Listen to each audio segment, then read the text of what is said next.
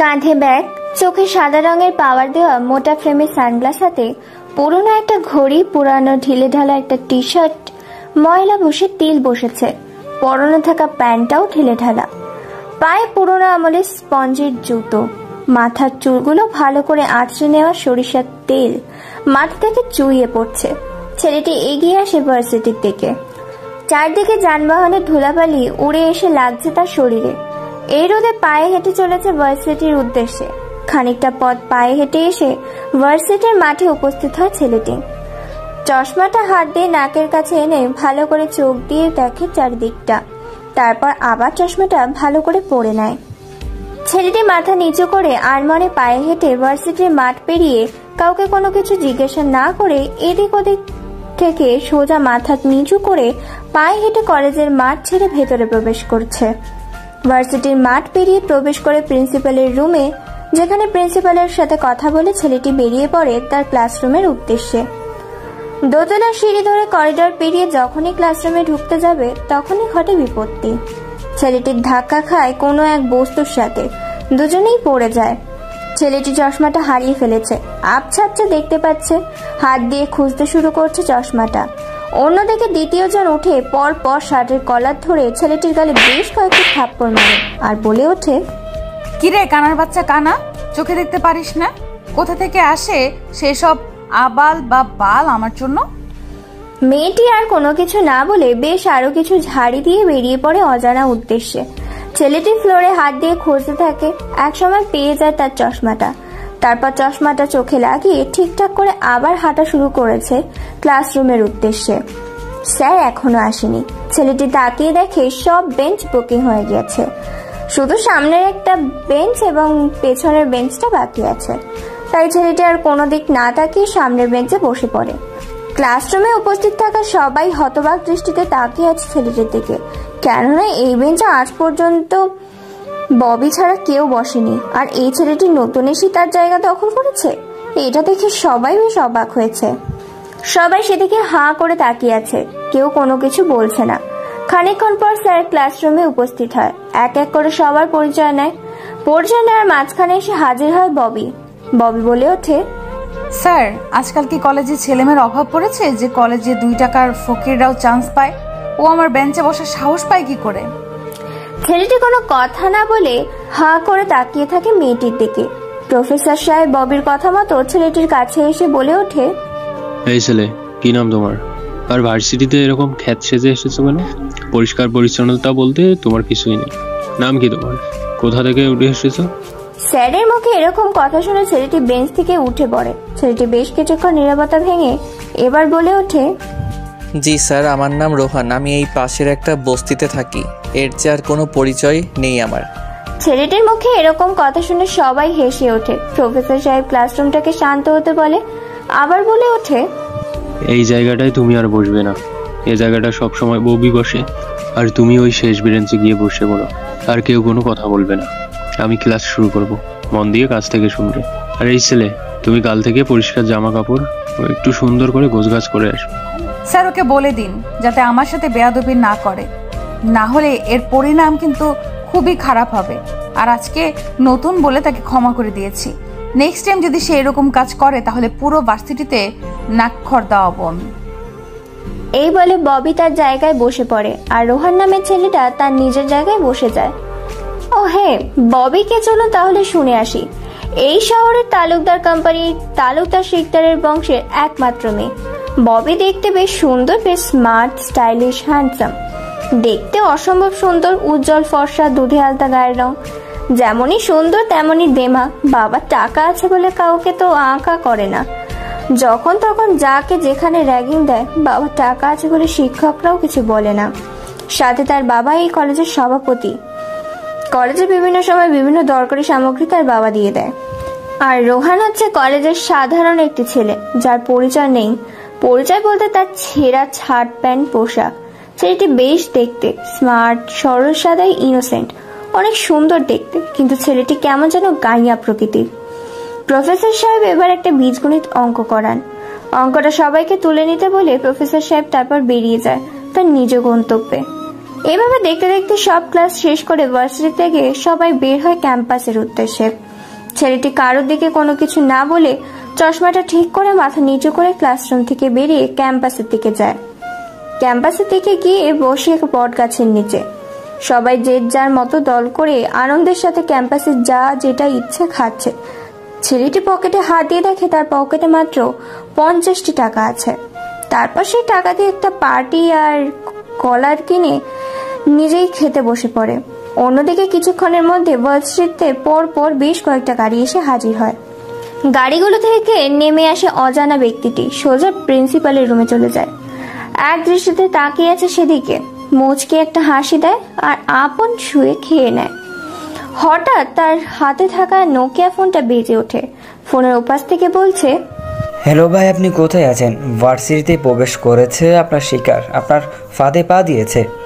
দেখেছি, আর আমি ভার্সিটিতে আছি, তোরা বাকিটা সামলে নে, সন্ধ্যায় গাড়িটা পাঠিয়ে দিবি। এই বলে ফোন কেটে দেয় ফোনের অপাশে থাকা ব্যক্তিটি। রোহান ফোন কেটে ঢুকিয়ে নেয়। তারপর যখনই সে উঠতে যাবে তখনই তার সামনে হাজির হয় বেশ কিছু ছেলে ও মেয়ে। মেয়েদের মধ্যে আছে ববি, তিতলি, ইভা। ছেলেগুলোর মধ্যে থেকে রয়েছে আনারুল, রাব্বু আর রাজু। 6 জন মিলে চারিদিক দিয়ে ঘিরে ধরে রোহানকে। রোহান বলে ওঠে, আমাকে চারদিক দিয়ে ঘিরে রেখেছেন কেন? আমি আবার কি করলাম? কেউ কোনো কথা বলে না। বেশ কিছু সময় নীরবতায় কেটে যায়। তারপর ববি নামের মেয়েটি বলে ওঠে, তুই জানিস না আমরা এখন এখানে আড্ডা দেব, আর তুই আমাদের আড্ডার জায়গায় এসে বসেছিস, এর শাস্তি তো তোকে পেতেই হবে। আসলে সরি আপু, আমি বুঝতে পারি নাই, আমাকে এবারের মতো ছেড়ে দিন, আমার আর এরকম ভুল হবে না। রোহান নামের ছেলেটির মুখে এ ধরনের কথা শুনে সবাই উচ্চস্বরে হাসতে থাকে। ইভা নামের মেয়েটি আবার বলে ওঠে, তা কি করে হয় চান্দু, তোকে যে শাস্তি পেতেই হবে। ওই সবাই শালাকে ধর। এইবারে সবাই উত্তম মধ্যম দিতে শুরু করেছে। মারতে মারতে প্রায় মেরে ফেলেছে। চোখ, মুখ, কান সব মেরে ফাটিয়ে দিয়েছে। এক পর্যায়ে সেখানে ট্রিনায় রাজ নামের একটি ছেলে। তারপর রাজ ছেলেটির সবাইকে সরিয়ে দিয়ে রোহানকে দাঁড় করায় আর বলে ওঠে, এই তোরা ওকে মারছিস কেন? সবাই ওকে ছেড়ে দে, না হলে আমার থেকে খারাপ কিন্তু কেউ হবে না। দেখ রাজ, তুই আমাদের ব্যাপারে নাক গলাস না, না হলে তোর হাল এইরকমই করে ছাড়বো। আমাদের কাজে কখনো বাধা দেওয়ার চেষ্টা করিস না। ওহ তাই নাকি? তাহলে তো বেশ ভালোই। আয়, কে মারবে আমাকে? দেখে আয় তো, দেখে তোদের মধ্যে কে আছে, কোন বাপের বেটা আছে যে আমাকে মারবে। দেখো রাজা, তুমি কিন্তু কাজটা ভালো করছো না। আমাদের সাথে খারাপ ব্যবহার করে এর পরিণতি কিন্তু ভালো হবে না। আগে তো গায়ে হাত দিয়ে দেখ, তারপর বাকিটা দেখা যাবে। পাকবে না ফুটবে পরে দেখবো, আগে তো গায়ে হাত দিয়ে দেখ। ববি, ইভা, আনারুল, রাজু এরা আর কোনো কিছু না বলে 6 জন মিলে চলে যায়। এদিকে রাজ নামের ছেলেটি রোহানকে উপরে তুলে দাঁড় করায়। তারপর ক্যান্টিনে নিয়ে দুজনে বসে। রাজ বলে ওঠে, তোমার নাম কি? আর ওরা তোমাকে মারছিল বা কেন? ও সরি, আসলে বলে তুমি করে বলে ফেলেছি, কিছু মনে করিও না। ছি ভাই, এটা কি বলছেন আপনি? আমার প্রাণ বাঁচিয়েছেন আর আপনি আমাকে তুমি করে বলতে পারেন? আচ্ছা তাই, তাহলে তুমি কোন বর্ষে বর্তমানে পড়তেছো? আর তোমার বাসায় কে কে আছে? আমি এবার অনার্স 2য় বর্ষের ছাত্র। আর আমার পরিবার বলতে তেমন কেউ নেই, মা বাবা আর একটা বোন। এই নিয়ে চলছে আমাদের ছোট সংসার। আমি পড়ালেখার জন্য বাইরে এসেছি। ও আয়ুষী, তুমি তো আমার ক্লাসে, অর্থাৎ সেম ইয়ার। তাহলে তুমি আর আমি বন্ধু হতে পারি। কিন্তু যেখানে কলেজের সবাই এই খ্যাতের সাথে কথা তো দূরে থাক, কাছে পর্যন্ত ঘেঁষে না, সেখানে আপনি বন্ধুত্ব করতে চাচ্ছেন কেন? দেখো, কে কি করলো বা কে কি বললো সেটা আমি দেখি না। তুমি আমার সাথে বন্ধুত্ব করবে কিনা সেটা বলো। ওকে ঠিক আছে, আমি আর আপনি আজ থেকে বন্ধু। এভাবে হবে না, বন্ধুদের মাঝে এখনো তুমি বা আপনি না আনলে তুই মনে থাকবে। মনে থাকবে। এইভাবে তারা অনেকক্ষণ আড্ডা দেয়। আড্ডা দেওয়ার পর শেষ করে আবার ভার্সিটির ক্লাসের উদ্দেশ্যে রওনা দেয়। ক্লাসে আজকে জান্নাত আপা এসেছে। ইনি বর্তমানে ভার্সিটির ইংরেজি অধ্যাপক। জান্নাত আপার ক্লাসগুলো সম্পূর্ণ মনোযোগ দিয়ে শোনে রাজ, রোহান। এদিকে তেলে বেগুনে জ্বলছে ইভা, ববি, আনারুল, রাজু এবং তাদের 2 বন্ধু রাজ ও রোহানের বন্ধুত্ব দেখে প্রথম দিনে এসেই রোহান নামের ছেলেটি বন্ধুত্ব করে নিয়েছে রাজের সাথে। এই নিয়ে তাদের মধ্যে বেশ কথা কাটাকাটি হচ্ছে। এভাবে ভার্সিটির সম্পূর্ণ ক্লাস করে তারা 2 জন মিলে যে ভার্সিটিতে কালো গাড়ি ঢুকেছিল তাদের মধ্যে থেকে বেরিয়ে আসে আমজাদ গ্রুপ অফ ইন্ডাস্ট্রিজের আমজাদ শিকদার। মানুষের সাথে ভালো ব্যবহার করতে শুরু করেছে। মেয়র হয়ে গেলে আবার শুরু করবে তার অত্যাচারের অবৈধ কাজ। আমজাদ প্রিন্সিপালের রুমে গিয়ে সোজা বসে কোনো অনুমতি ছাড়াই আমজাদ শিকদার বলে ওঠে, ওই বেটা প্রিন্সিপাল, তোকে কি মাসে মাসে 1 লক্ষ টাকা কিসের জন্য দিই? তুই এখনো আমার মালগুলো সাপ্লাই করতে পারিসনি কেন? আসলে ভাই, শহরে নতুন একটা গ্যাং চলে এসেছে, আর এই গ্যাংয়ের জন্য কাজ করা প্রায় অসম্ভব হয়ে উঠেছে। আপনি আমাকে আর কয়েকটা দিন সময় দিন, আমি সব মাল সাপ্লাই করে দেব। ধুর বেটা প্রিন্সিপাল, তোর কাছে মাত্র 15 দিন সময় আছে। এই 15 দিনে তুই সব ড্রাগস সাপ্লাই করে দিবি। আর আমার মেয়ে লাগবে, অনেক দিন হয়ে গেল মেয়েদের সাথে রাতে ফুর্তি করি না। কিভাবে জোগাড় করবি সেটা তোর ব্যাপার। ওকে ভাই, পেয়ে যাবেন আজকে সন্ধ্যায়, কোনো টেনশন করবেন না, সোজা আপনার বাড়িতে পৌঁছে যাবে। তারপর আমজাদ শিকদার সেখান থেকে বেরিয়ে পড়ে। দেখতে দেখতে ভার্সিটির ছুটি হয়ে যায়। প্রিন্সিপাল তার কেবিন থেকে বেরিয়ে হোস্টেলের দিকে রওনা দেয়। অস্ট্রেলিয়ার দিকে রওনা দিয়ে এসে প্রত্যেকটা হোস্টেলের বাথরুমগুলো ঠিকঠাক আছে কিনা এই কথা বলে প্রত্যেকটা বাথরুম চেক করতে থাকে। তারপর ছোট্ট একটা মাইক্রো ক্যামেরা বাথরুমের মধ্যে দেয়ালে লাগিয়ে দিয়ে সেখান থেকে বেরিয়ে পড়ে। বিকেল হয়ে এসেছে। হোস্টেলের মেয়েরা যে যার মতো ফ্রেশ হওয়ার জন্য বাথরুম ইউজ করছে। তন্নি নামের এক মেয়ে বাথরুমে ঢুকেছে গোসল করার জন্য। তারপর মেয়েটি ভেতর থেকে দরজা লাগিয়ে দেয়। তার পরনে থাকা 3 পিসটাও খুলে ফেলে।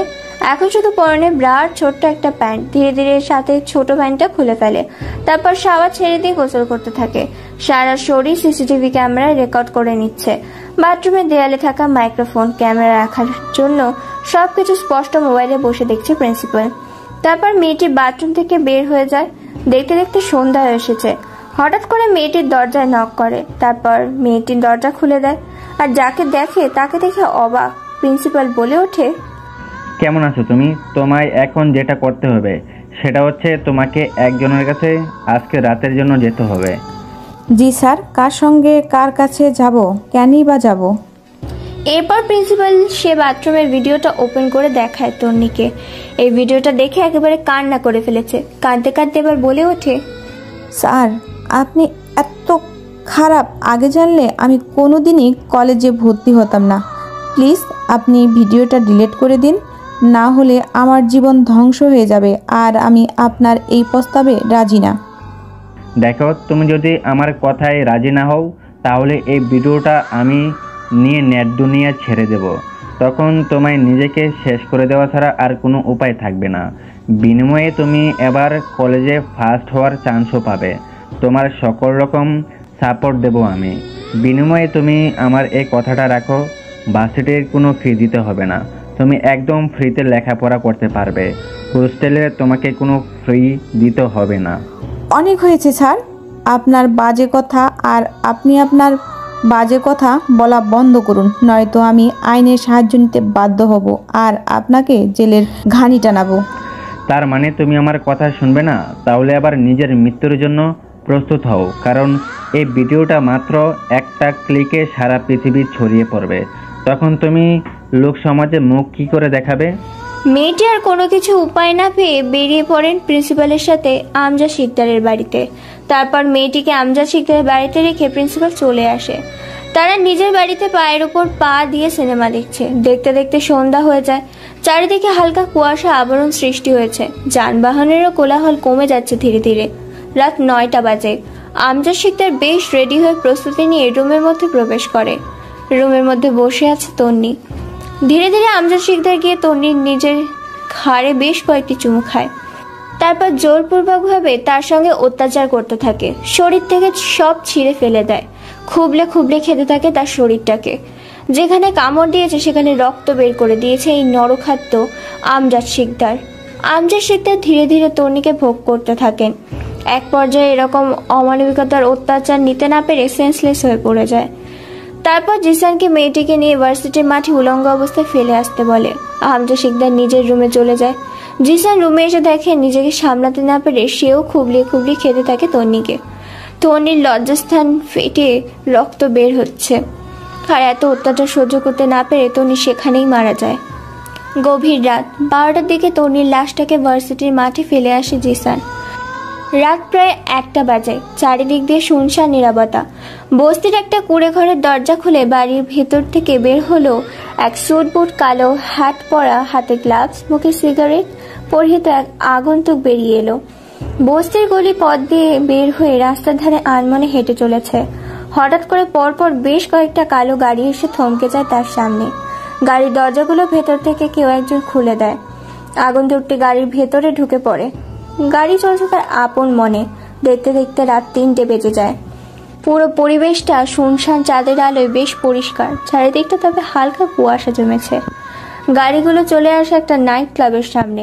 তারপর গাড়ি থেকে নেমে নাইট ক্লাবের ভিতরে প্রবেশ করে সেই আগন্তুক ও তার সাঙ্গপাঙ্গ। তারপর কোনো কথা ছাড়াই একটা টেবিলের বেঞ্চে বসে পড়ে। ওয়েটার এসে বেশ কিছু ড্রিঙ্কস অ্যালকোহল দিয়ে যায়, তবে সেগুলো খায় না আগন্তুকটি। তার গ্যাং এক দৃষ্টিতে তাকিয়ে আছে একটা বেঞ্চের দিকে, যেন চোখের পলক ফেলছে না। বেঞ্চেতে বসে আছে 2টি ছেলে ও একটি মেয়ে। মেয়েটিকে দেখে অল্প বয়সী যুবতী মনে হচ্ছে। ড্রেসের পোশাক আশাক দেখে বোঝা যাচ্ছে। মেয়েটি বলে ওঠে, এখানে পুরো টাকা আছে তো নাকি? টাকা গুনে দেখার সময় নাই। যদি এখানে 1 টাকাও কম থাকে, নেক্সট টাইম তোদের জীবন নিয়ে এখান থেকে যেতে পারবি না বেঁচে। ছেলেগুলো মাথা ঝাঁকিয়ে হ্যাঁ সূচক জানায়। তারপরে মেয়েটি টাকার ব্যাগ নিয়ে নাইট ক্লাব থেকে বেরিয়ে যায়। তারপর একটি সাধারণ গাড়িতে করে রওনা দেয় তার উদ্দেশ্য। নাইট ক্লাব থেকে বেরিয়ে পড়ে ওই অচেনা আগন্তুক ও তার গ্যাং।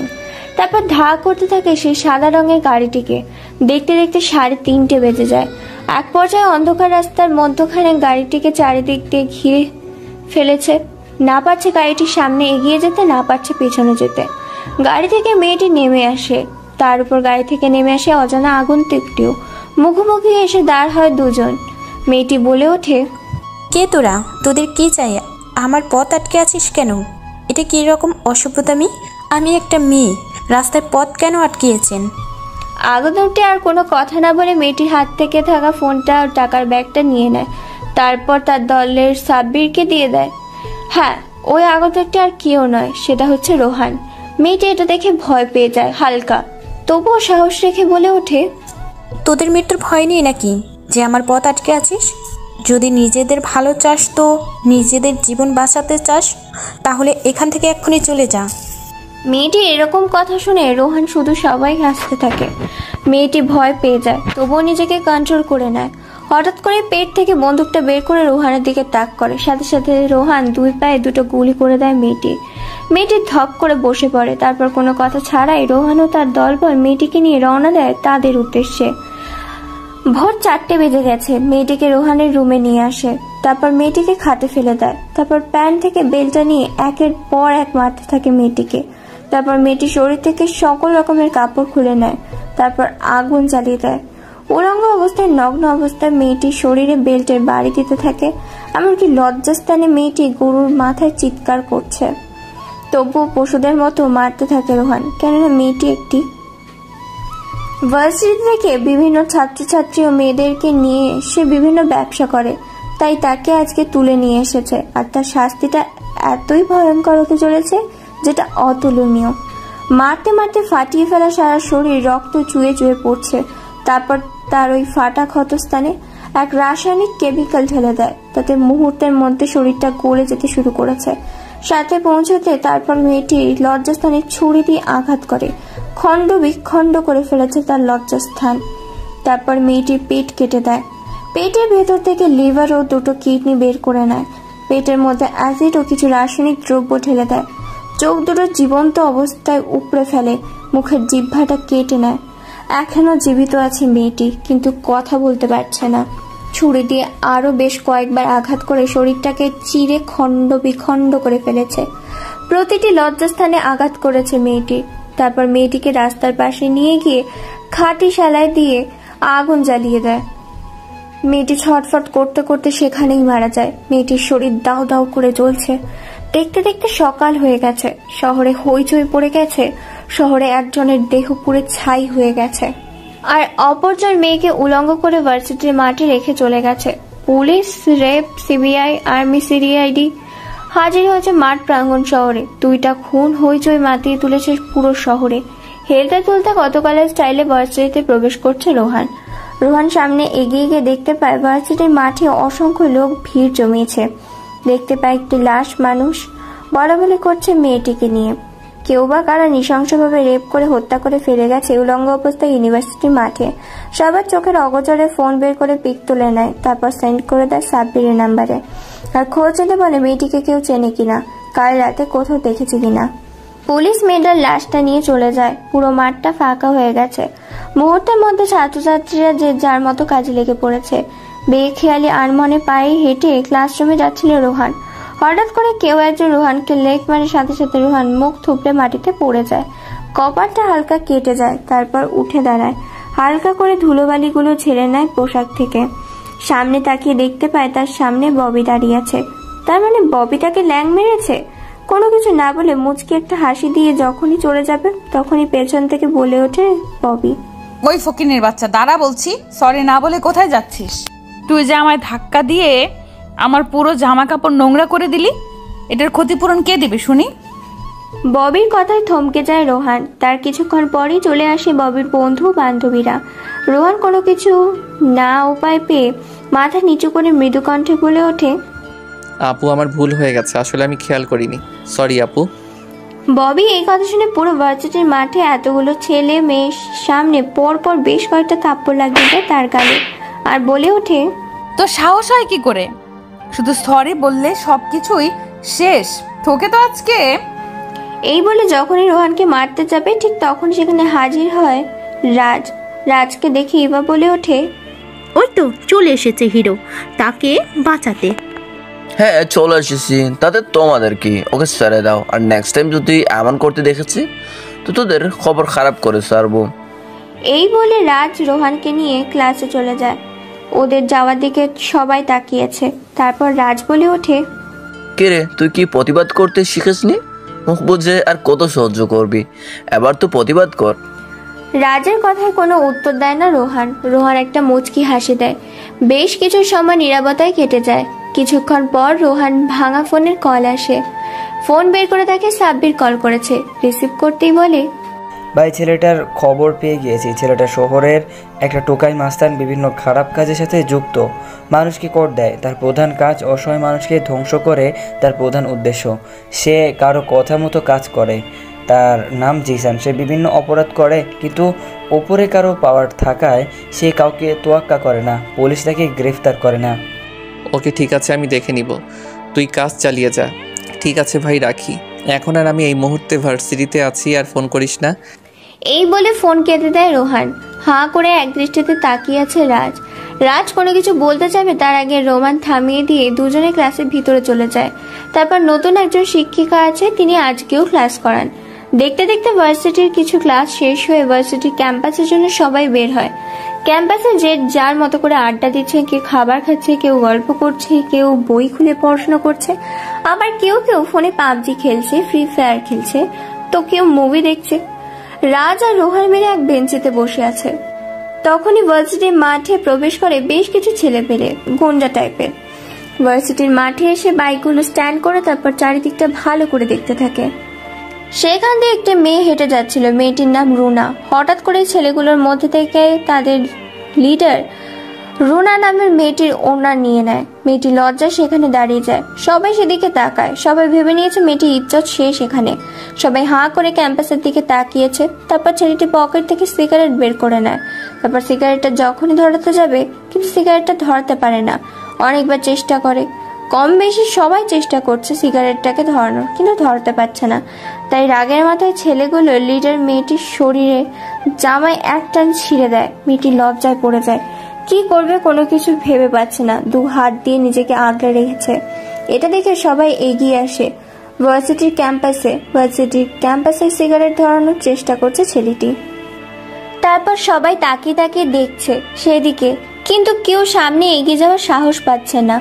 অন্যদিক দিয়ে ববি এবং তার বন্ধু বান্ধবীরা ভার্সিটির মাঠে আসতেছে। সবাই দাঁড়িয়ে দাঁড়িয়ে তামাশা দেখছে, কিন্তু কেউ সামনে এগিয়ে যাচ্ছে না। এদিকে মেয়েটি কান্না করে ফেলেছে। অনেকক্ষণ ধরে সিগারেটটা জ্বালানোর চেষ্টা করছে জিসান, কিন্তু সিগারেটটা ধরাতেই পারছে না। তার ঠিক মাঝখানে রোহানের ফোনে একটা মেসেজ আসে। মেসেজটা ওপেন করে দেখতে পায় সাব্বির পাঠিয়েছে। ভাই আপনি যে মেয়েটার পিক দিয়েছিলেন, ওই মেয়েটাকে জিসান মেরেছে। আর জিসান ওই ছেলেটা আজকে ভার্সিটিতে ঢুকেছে, অর্থাৎ আপনি যে ভার্সিটিতে পড়েন। সাব্বিরে দেওয়া মেসেজটা দেখে ঠোঁটের নিচে এক চিলতে একটা হাসি দেয়। তারপর আর কোনো কিছু না ভেবে গুটি গুটি পায়ে এগিয়ে যেতে থাকে মাঠের মাঝখানে। পায়ে হেঁটে জিসানের সামনে গিয়ে দাঁড়ায় রোহান। তারপর জিসানের কাছ থেকে কাঠি সেলাইটা নিয়ে হাতের তালুর মাঝে এক টান দিতে কাঠি সেলাইয়ে আগুন ধরে যায়। সবাই এটা দেখে অবাক চোখে তাকিয়ে আছে। জিসান বিস্মিত একেবারে। সবাই হাঁ করে তাকিয়ে আছে। এবার জিসান বাইক থেকে নেমে পড়ে। অবাক চোখে তাকিয়ে আছে রোহানের দিকে। বেশ কিছু সময় নীরবতায় কেটে যায়। তারপর নীরবতা ভেঙে জিসান বলে ওঠে, কে রে তুই? তুই কি আমাকে পাওয়ার দেখাচ্ছিস? যে আগুনটা তুই ধরেছিস সে আগুনেই তোকে পুড়িয়ে মারবো। যা বাগ এখান থেকে শালা। এই বলে জিসান রোহানকে একটা ধাক্কা দেয়, কিন্তু রোহান সে জায়গায় স্থিত থাকে। এটা দেখে আরো সবাই অবাক হয়। কেউ কোনো কিছু বলছে না। জিসান রোহানের এরকম অবস্থা দেখে আরো বেশ কয়েকটা ধাক্কা খায়, কিন্তু কোনো কাজ হয় না। এটা দেখে জিসানের সাঙ্গপাঙ্গরা চারিদিক দিয়ে ঘিরে রাখে রোহানকে। সবাই ভেবে নিয়েছে এই ছেলেটা আর মেয়েটা শেষ। এদিকে মেয়েটার করুণ অবস্থা। রোহান শরীরে থাকা ছেঁড়া শার্টটা খুলে পরিয়ে দেয় মেয়েটিকে। তারপর মেয়েটিকে নিয়ে আসতে যাবে, তখনই জিসান হাত ধরে ফেলে। কোনো কথা ছাড়াই হঠাৎ করে রোহানের গালে বেশ কয়েকটা থাপ্পড় লাগিয়ে দেয়। তারপর রোহান মেয়েটিকে সেখান থেকে চলে যেতে নেবে বলে সেখানেই থমকে যায়।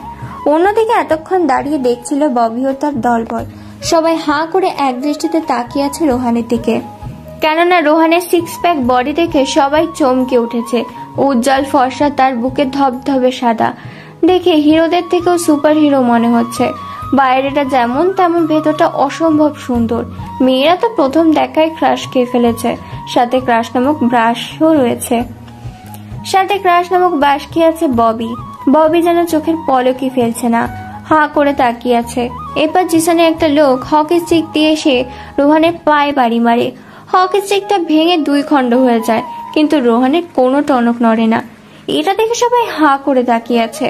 তারপর আরো বেশ কয়েকজন ছেলে হাতে ও পায়ে পিঠে ক্রিকেট ব্যাট দিয়ে মেরে যাচ্ছে, কিন্তু সব জিনিসই 2 খণ্ড হয়ে যায়, কিন্তু রোহানের কোনো কিছুই হয় না। এটা দেখে সবাই হাঁ করে তাকিয়ে আছে। কি হচ্ছে এখানে? কেই বা এই ছেলে এত মার সহ্য কি করে করছে? এরপর জিসান যখনই রোহানের পেটে ঘুষি মারতে যাবে, তখনই রোহান জিসানের হাতটা ধরে নেয় আর মুচড়ে হাতের কবজির মধ্যে বাড়ি মারে। সাথে সাথে হাত ভেঙে 2 খণ্ড হয়ে যায়। এরপর ঘাড়ের মধ্যে বেশ কয়েকটা বাড়ি দেয়। ছিটকে গিয়ে মাটিতে বাড়ি খায়। বুকের মধ্যে একটা বাড়ি মারে। সাথে সাথে বুকে 3টা পাঁজর ভেঙে যায়। তারপর হাত দিয়ে মাথায় মারে 1 বাড়ি। সাথে সাথে মাথার যেন তারের সব জয়েন্ট খুলে যায়। পুরো দুনিয়াদারি যেন তার ঘুরতে থাকে। কি করবে না করবে কোনো কিছু ভেবে পায় না সে। তারপর মারে 1 পেটে ঘুষি, মুখ দিয়ে রক্ত বেরিয়ে আসে। এত মার মেরেছে যে যেখানে ছিল সেখানেই সেন্সলেস হয়ে পড়ে আছে। তারপর তার দলবল ভয় সেখান থেকে জিসানকে নিয়ে চলে যায়। তারপর গুটি গুটি পায়ে এগিয়ে আসতে থাকে রাজের দিকে। সবাই হাঁ করে তাকিয়ে আছে। রোহান এতক্ষণ কি করেছে কোনো কিছুই তার খেয়াল ছিল না। রোহান রাজের কাছে আসতেই রাজ বলে ওঠে, কিরে কে তুই? তোর আসল পরিচয় কি বলবি এবার? যেখানে শহরের সবাই জিসানকে ভয় পায়, সেখানে তুই একাই তাদের সাথে মারপিট করলি। আমার নিজেরও ভয় লাগতেছে। রোহান কোনো কিছু জবাব দেয় না, একদিকে তাকিয়ে আছে। পুরো কলেজ ক্যাম্পাস তাকিয়ে আছে রোহানের দিকে। ববি, ইভা, আনারুল, রাজু কেউ আর কোনো কিছু বলার সাহস পাচ্ছে না এই মুহূর্তে রোহানকে। তারপর কোনো কথা ছাড়াই ভার্সিটির প্রত্যেকটা ক্লাস শেষ করে তারা দুজন রাজের উত্তর দেয়নি। রোহান ক্লাস শেষ করে বেরিয়ে পড়ে যে যার মতো। রোহান পায়ে হেঁটে চলে আসে রাস্তার মোড়ে। সেখানে এসে কালো গাড়িতে উঠে পরের এই দৃশ্যটা আর চোখ এড়ায়নি ববির। হাঁ করে তাকিয়ে আছে, বুঝতে পারছে না কে এই ছেলেটা, এত সাহস পায় কি করে। তারপর এত দামি গাড়িতে উঠেই বা যাচ্ছে কই। তারপর গাড়িটা নিয়ে চলে আসে অসম্ভব সুন্দর একটা রাজপ্রাসাদের মতো বাড়িতে। তারপর রোহান গাড়ি থেকে নেমে গাড়ির ভেতরে চলে যায়। গাড়ির ভেতরে যখন ঢুকে যাবে তখনই শর্মিলা বেগম বলে ওঠে, ধারা কোথায় গিয়েছিলি? তোর বাবা একাই অফিস সামলাচ্ছে আর তুই বেড়াচ্ছিস মাস্তানি করে। রোহান কোনো জবাব দেয় না, চুপচাপ দাঁড়িয়ে থাকে। শর্মিলা বেগম আবার বলে ওঠে, শর্মিলা বেগম হচ্ছে রোহানের আম্মু আর রোহানের বাবা হচ্ছে মিস্টার ফয়সাল চৌধুরী, তারই একমাত্র সন্তান রোহান। শর্মিলা বেগম আবার বলে ওঠে, এখন থেকে অফিস সামলাতে হবে, আর যেন বাইরে ফালতু মাস্তামি করতে না দেখি। তোর কিন্তু অনেক রেকর্ড খারাপ, তোর বাবা তোর উপরে অনেক রেগে আছে। রোহান কোনো কিছু না বলে নিজের রুমে চলে যায়। তারপর বিছানায় ধপ করে গিয়ে শুয়ে পড়ে। দেখতে দেখতে সন্ধ্যা পেরিয়ে রাত হয়। কেউ ডাকতে আসেনি রোহানকে। দেখতে দেখতে রাত 10টা বেজে যায়। রোহান এখনো ঘুমিয়ে আছে। হঠাৎ রোহানের ফোনে একটা কল আসে। ফোনের শব্দে ঘুম ভেঙে যায় রোহানের। ফোন উঠিয়ে দেখতে পায় সাব্বির ফোন করেছে। ফোন রিসিভ করতে সাব্বির বলে ওঠে, ভাই জিসান নামের ছেলেটি আজকে আবারও একটা অপরাধ করেছে, আর তাকে আমরা গোডাউনে তুলে এনেছি। সে কলেজের ওই মেয়েটির খুনের সাথে জড়িত আছে, কিন্তু পুলিশ তা জেনেও তাকে ধরেনি। এখন একে কি করব? ওকে, আমি এখনই আসছি। আমি না আসা অবধি ওকে 3rd ডিগ্রি দিতে থাক, আর জানার চেষ্টা কর এর পেছনে মাস্টার মাইন্ড কে। এইবার ফোন কেড়ে দেয় রোহান। এদিকে সাব্বির একের পর এক মারতে থাকে জিসানকে। মারতে মারতে প্রায় আধমরা করে ফেলেছে। মুখ হাত পা দিয়ে রক্ত গড়িয়ে পড়ছে। তবুও এখনো কোনো কিছু বলেনি জিসান। পাগলের মতো হেসেই চলেছে। রাত 11টা বাজে। কিছু সময় পরে রোহান এসে হাজির হয় গোডাউনের ভেতরে। তারপর একটা চেয়ার এনে দেয় একটা ছেলে। চেয়ারের উপর বসে পড়ে রোহান। তারপর একটা কবদা দিয়ে 2 হাতের 10 আঙুল কেটে ফেলে রোহান। তারপর সুই সুতো দিয়ে তার আঙুলের 10টা মাথায় সেলাই করে দেয়। জিসান শুধু চিৎকার করছে, কিন্তু তার চিৎকার যেন কানে পৌঁছাচ্ছে না রোহানের। তারপর হাতুড়িও জুড়ে নিয়ে শরীরে বিভিন্ন জায়গায় হাতুড়ি দিয়ে আঘাত করতে করতে ক্ষত সৃষ্টি করে ঝুলে দিয়ে হাতুড়ি দিয়ে। তারপর রোহান জিজ্ঞাসা করে, বল তোর সাথে কে কে আছে, আর এসবের লিডার কে? ওই মেয়েটাকে নিয়ে হত্যা করে কেন কলেজের মাঠে ফেলে রেখে চলে গিয়েছিলি? জিসান কোনো উত্তর দেয় না, উচ্চস্বরে হাসতে থাকে। এত কষ্টের মধ্যেও যেন তার হাসি মুখটা লেগে আছে। রোহানের কথা যেন তার কানেই পৌঁছায়নি। রোহানের এরকম কথা শুনে উচ্চস্বরে হাসতে থাকে। তারপর রোহান আরো কয়েকবার হাতুড়ি নিয়ে তার হাতে পায়ে মারে, তবুও যেন কোনো কেয়ারই করে না। অবশেষে রোহান যখন তার পুরুষত্বের মধ্যে বাড়ি দেয়, তখন যেন জিসান এক গগন বিদারী চিৎকার দিয়ে ওঠে। সেই চিৎকারের আওয়াজে বিল্ডিংটা থরথর করে কাঁপতে থাকে। অবশেষে রোহানের এরকম অত্যাচারে কাঁদতে কাঁদতে এবার জিসান বলে ওঠে, ভাই আমাকে ছেড়ে দাও, আমার এতে কোনো দোষ নেই, আমি নিরপরাধ নির্দোষ। আমি শুধু টাকার বিনিময়ে কাজ করি এবং তাদের গলা মতো চলি, এইটুকুই। তারা কাজের আদেশ দেয়, আমি কাজ করে দেই, বিনিময়ে তারা আমাকে টাকা দেয়। মানুষ খুন করা থেকে ড্রাগস, মেয়ে পাচার, শিশু পাচার, নারী নির্যাতন আরও ইত্যাদি অনেক ধরনের ক্রাইম করে থাকি আমি। জিসানের মুখে কথা শুনে থমকে যায় রোহান। কি বলবে কোনো কিছু ভেবে পায় না। অনেকক্ষণ নীরবতার মধ্যে দিয়ে কেটে যায়। নীরবতা ভেঙে এবার জিসান বলে ওঠে, কে তুমি, আর এখানে আমাকে নিয়ে এসেছো কেন? কি চাই তোমার? পরিচয় দাও। জিসানের কথা শুনে এবার রোহান হাসতে থাকে, সাথে সাব্বিরও। রোহানের ওরকমের হাসি দেখে জিসান এবার চমকে ওঠে। রোহান বলে ওঠে, আমি রোহান। এই শহরে রোহান এসেছে নতুন করে রাজত্ব করতে, আর তোদের মতো ভিখারিদের বিতাড়িত করতে। রোহানের মুখে রোহান নামটা শুনে আটকে ওঠে জিসান। জিসানকে আর কোনো কিছু বলার সুযোগ না দিয়ে ইন্ডাস্ট্রিয়াল শট দেয়। তারপর ধারালো একটা ফল কাটার ছুরি নিয়ে একের পর এক পোজ দিতে থাকে তার শরীরের ভেতরে। শরীরটাকে কেটে কেটে ফালা ফালা করে তোলে। তারপর রোহান আবার জিজ্ঞাসা করে, তোদের এসবের পেছনে মাস্টার মাইন্ডকে সেটা বল, তার নাম কি? জিসান কথা বলার ভাষা হারিয়ে ফেলেছে। মুখ দিয়ে রক্ত চুয়ে চুয়ে পড়ছে। এবার জিসান বলে ওঠে শেষবারের মতো, ভাই এসবের পেছনে আমার লিডার আফজাল হোসেন আছে। আফজাল গ্রুপ অফ ইন্টারেস্টিং এর বর্তমান মালিক আফজাল হোসেন। তিনি বিভিন্ন খারাপ কাজে নিযুক্ত আছে, আর এর সঙ্গে 7 মিলিয়েছে আপনাদের কলেজের প্রিন্সিপাল সব কিছুই জানে। আর প্রিন্সিপাল ওখান থেকে বিভিন্ন মেয়েদের পাচার করে, সাথে ড্রাগ স্মাগলিং কলেজের ভেতরে করে। সেখানে অনেক ছেলে মেয়ে আছে যারা প্রিন্সিপালের সাথে কাজ করে। আর কোনো কিছু বলতে দেয় না রোহান। জিসান কোনো কিছু বলার আগেই বেশ কয়েকবার ছুরি দিয়ে আঘাত করে তার গলার মধ্যে। গলা কেটে এফোর ওপর হয়ে গেছে। গলায় ফিনকি দিয়ে রক্ত বেরোতে থাকে। যেমন ডাঙায় মাছ ধরলে ছটফট করে, ঠিক তেমনি ছটফট করতে করতে প্রাণ হারায় জিসান। তারপর রোহান জিসানের লাশটাকে গায়েব করে দিতে বলে। সেখান থেকে আবার কালো গাড়িতে করে চলে যায় নিজ গন্তব্যে। কোটি কোটি টাকা আছে বাবা, এত বড় বিজনেসম্যানের মা গৃহিণী, সে নিজেও একজন রাজনৈতিক নেতা, সাথে একজন সিক্রেট আন্ডারওয়ার্ল্ডের মাফিয়া। সে মানুষকে সাহায্য করার জন্য এই পথে নেমেছে। হাজারো নির্যাতন, অবহেলিত, বেকার, গরিব মানুষকে সাহায্য করেছে এইভাবে অনেকবার রোহান। আজকেও গাড়িতে যখন ঢুকতে যাবে তখনই পেছন থেকে শর্মিলা বেগম বলে ওঠে, দেখ এভাবে আর কত ঘুরে বেড়াবি? আমি তোর বিয়ে ঠিক করেছি। তোর বাবার আর আমার মেয়েটাকে খুব পছন্দ হয়েছে। কথা নেই বার্তা নেই, হুটহাট করে বিয়ের কথা বলে আমি বিয়ে করবো নাকি? যেখানে আমি কথা বলেছি সেখানে তোকে কথা বলতে হবে না। তোকে যেটা বললাম তুই সেটার জন্য প্রিপারেশন নে। রোহান আর কোনো কিছু না বলে চলে যায় তার নিজের রুমে। তারপরে ওয়াশরুমে গিয়ে ফ্রেশ হয়ে নিচে খাওয়া দাওয়া করে আবার নিচের রুমে চলে আসে। দেখতে দেখতে সন্ধ্যা হয়ে এসেছে, চারিদিকে ঘন কালো আধারে নেমেছে।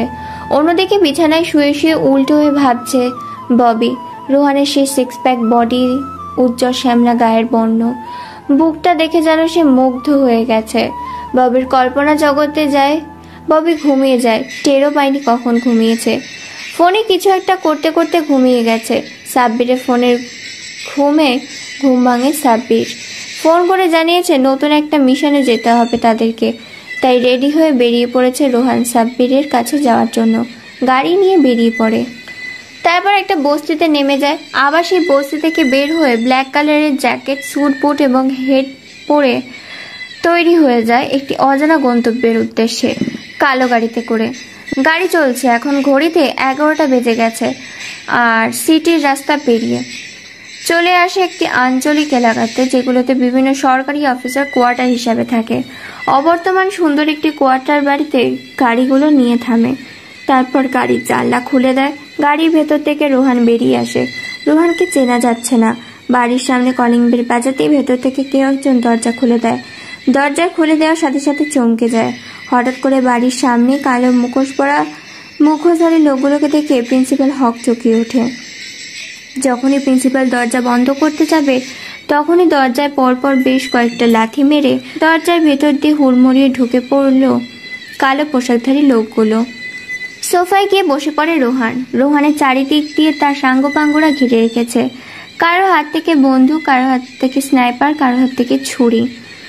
প্রিন্সিপাল এত সব দেখে ঘামতে শুরু করেছে। তো তার রুম থেকে কেউ একজন চিৎকার দিচ্ছে, ভেতরে আসো, বাইরে, এখন কি করছো, এরকম কথা বলছে আর চিৎকার করছে।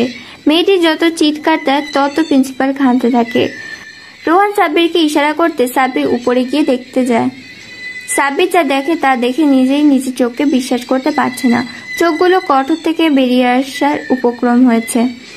2 তলা থেকে দৌড়ে নিচে এসে রোহানের উদ্দেশ্যে বলে ওঠে, ভাই ওপরে যা দেখলাম তা আমি নিজের চোখে বিশ্বাস করতে পারছি না। ওপরে দেখলাম নগ্ন অবস্থায়, উলঙ্গ অবস্থায় একটি মেয়ে, অতঃপর মহিলা খাটের উপর বসে আছে। এই কথা শুনে রোহান একটা মুচকি হাসি দিয়ে প্রিন্সিপালের দিকে ভালো করে লক্ষ্য করে। এতক্ষণ সময় প্রিন্সিপালের দিকে ভালো করে লক্ষ্য করে দেখেনি। প্রিন্সিপালের পরনে আছে একটা ছোট 3 কোয়ার্টার প্যান্ট। গায়ে তেমন আর কোনো কিছু না বললেই চলে। মুখে এক চিলতে হাসি দেয় সবাই। তারপর প্রিন্সিপালকে সোফায় বসে আর জিজ্ঞাসা করে সাব্বির। রোহান ইশারা দিতে সাব্বির বলে ওঠে, কিরে এখানে তো দেখছি ভালোই মুখ নিয়ে এসেছিস। তা তোর যে সময় ঘনিয়ে এসেছে তার আগে বলে যাই, এসবের পেছনে মাস্টারমাইন্ড কে? তুই এসব অপকর্ম কতদিন ধরে করছিস? প্রিন্সিপাল কোনো কিছু বলতে পারে না, থরথর করে কাঁপাকাঁপি শুরু করেছে। মেয়েটি উপর থেকে চিৎকার করছে, তাই রোহান হাতের ইশারা দিয়ে বুঝিয়ে দিয়ে যায় যাতে একে থ্রেড ডিগ্রি দিয়ে এর পেট থেকে সব রকমের কথা বের করো। আর রোহান চলে যায় উপরে মেয়েটিকে শান্ত করতে। সাব্বির প্যান্টের বেল্ট দিয়ে মারতে থাকে প্রিন্সিপালকে। প্রিন্সিপাল শুধু গরুর মতো লাফালাফি চিৎকার শুরু করেছে। অন্যদিকে সিঁড়ি ভেদ করে রুমের ভেতর প্রবেশ করে দরজা আটকিয়ে দেয় রোহান। মেয়েটি ফোনে কিছু একটা দেখছিল, দরজার দিকে না তাকিয়ে মুচকি একটা হাসি দেয় বলে খাটের উপর উঠে মেয়েটির পাশে বসে পড়ে। শরীর থেকে টি শার্টটা খুলে ফেলে দেয় আস্তে। পরনে থাকা প্যান্টটা আস্তে করে খুলে ফ্লোরে ছুঁড়ে মারে। তারপরে মেয়েটির হাতের দিকে তাকিয়ে দেখতে পায় 18+ ভিডিও দেখছে মেয়েটি। এটা দেখে রোহান একটা হাসি দেয়। কারো উপস্থিতি টের পেয়ে মেয়েটি সেদিকে তাকিয়ে চমকে ওঠে আর বলে ওঠে, আপনি কে আর এখানে কি করছেন? জানেন না কারো পারমিশন ছাড়া বেডরুমে আসতে নেই? মেয়েটির কথা শুনে রোহান একটা হাসি দেয়। তারপর পিছনে গিয়ে মেয়েটিকে জড়িয়ে ধরে, তার শরীরে স্লাইড করতে থাকে, সারা শরীরে কিস দিতে থাকে, সাথে চুমু খেতে থাকে। মেয়েটি কাঁদতে শুরু করেছে, কাঁদো কাঁদো গলায় বলে ওঠে, বলেন কি আপনি? আর এখানে এসেছেন কেন? কি চাই আপনার? এই মুহূর্তে চাই যেটা, সেটা হলো প্রিন্সিপালের লাশ আর তোমার কাছ থেকে দেহ সুখ। নাম কি তোমার? আর এসব কাজ কতদিন ধরে চলছে? আর এই বাড়িতে তুমি কি করছো? মেয়েটি এই ধরনের প্রশ্ন শুনে হক চকিয়ে ওঠে। মেয়েটি কি করবে কোনো কিছু ভেবে পায় না।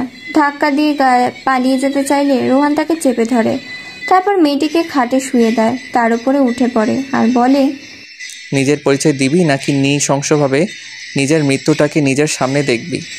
মেয়েটি আর কোনো উপায় না পেয়ে বাধ্য হয়ে এবার সবকিছু মেনে নেয়, গায়ে এলিয়ে দেয় রোহানের উপর, তারপর ধীর কণ্ঠে বলে ওঠে, আমি স্বপ্না, আমি এখানে কাজ করি। আমার স্বামী ছিল, আমার স্বামী আমাকে ছেড়ে দিয়েছে, তারপর প্রিন্সিপাল আমাকে এখানে নিয়ে আসে।